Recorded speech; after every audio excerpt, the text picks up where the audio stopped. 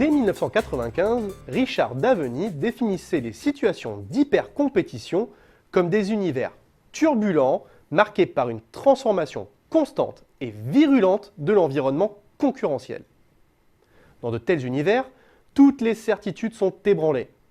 Les frontières sectorielles deviennent poreuses, l'identité des rivaux et des partenaires évolue en permanence, les business models les plus robustes sont bousculés et les actifs stratégiques brutalement dévalorisés.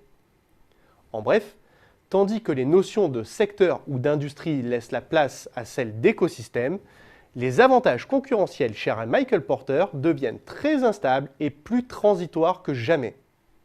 Dans un tel monde, les leaders peuvent à tout moment être détrônés.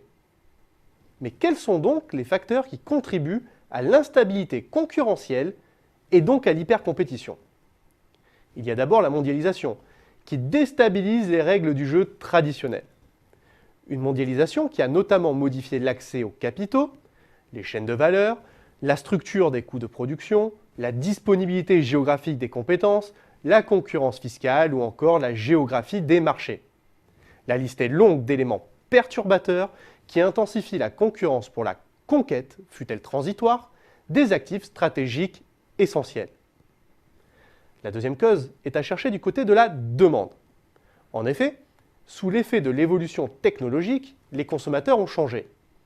Mieux informés, ils sont plus exigeants, plus complexes et par conséquent moins prévisibles. Le numérique a certes contribué à recomposer les offres, mais ce sont les consommateurs qui ont redéfini les usages. Une situation qui peut porter la concurrence sur le terrain glissant du low cost, mais aussi générer d'importantes opportunités de différenciation. En découle alors la troisième cause, l'accélération des innovations technologiques qui provoquent une obsolescence accélérée des produits. Or, c'est précisément ce raccourcissement du cycle de vie des produits qui remet en cause la pérennité de l'avantage concurrentiel. Il accroît la menace de substituts, de nouveaux entrants, et accélère in fine la contrainte temporelle de rentabilité.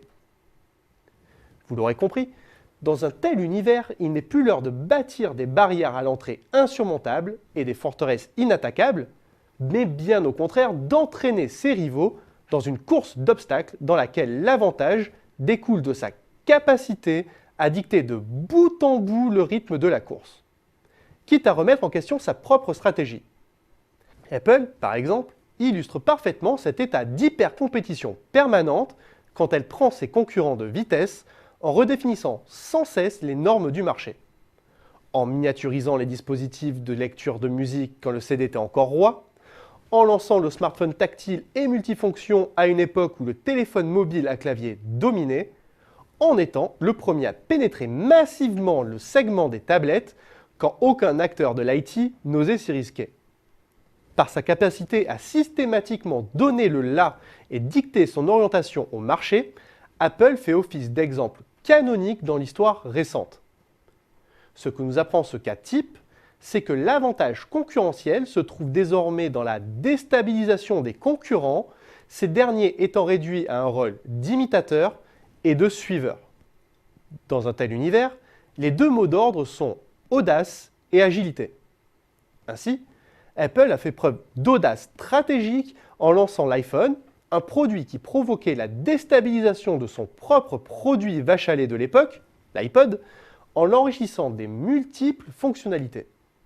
Mais dans son sillage, le Sud-Coréen Samsung démontrait sa grande agilité pour suivre rapidement les différentes impulsions innovatrices du leader. Une telle agilité n'est possible qu'à la condition de rester à proximité de la frontière technologique définie par l'opérateur dominant et de démontrer une réelle réactivité organisationnelle. Dans un cas comme dans l'autre, un constat s'impose. En situation d'hypercompétition, la rentabilité est réservée aux opérateurs capables de s'extraire des océans rouges de la concurrence acharnée pour se redéployer périodiquement dans de nouveaux océans bleus. Un effort constant d'innovation et une remise en cause permanente des produits comme des modèles stratégiques.